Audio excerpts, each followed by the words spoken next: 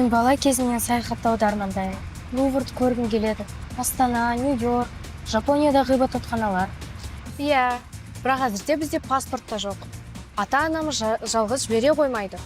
Дәл солай. Ақшамыз болса да жасымыз әлі жетпейді. Бірақ бір мүмкіндік бар сияқты.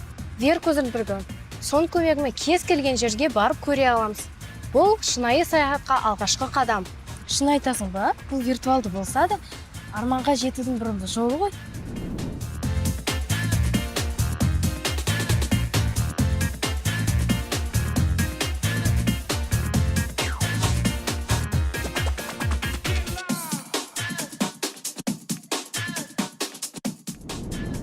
Тіпті осындай армандар орындалу үшін де жоспарлай білуді үйрену керек.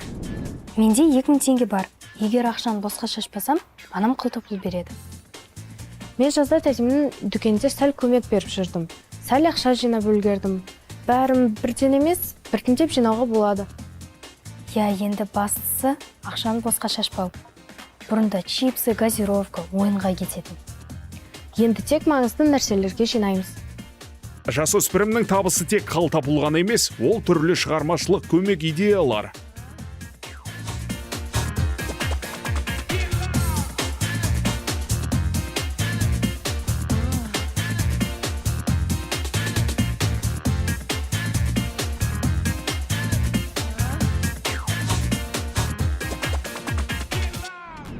Олар 50-30-20 қағидасымен танысты. 50% қажеттіліктерге, 30% қалаған заттарына, 20% жинаққа.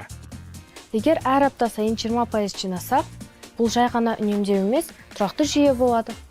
Я, сәл қосымша жұмыс болса, арманымызға тезірек жетеміз. Мен кестені телефонда жүргізем, а сен блокнотқа жаз. VR көзілдірік 170 мың теңге. Мақсат қойылды.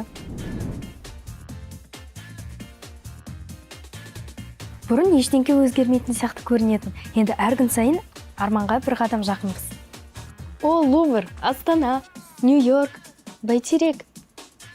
VR жай ғана ойын емес, бұл әлемді көрудің жолы. Өскенше осылай бастаймыз. Жасың қаншада болса да жоспарлай білсең, арманға жақындайсың. Жеке бюджетіңді басқар, арманыңды жүзеге асыр.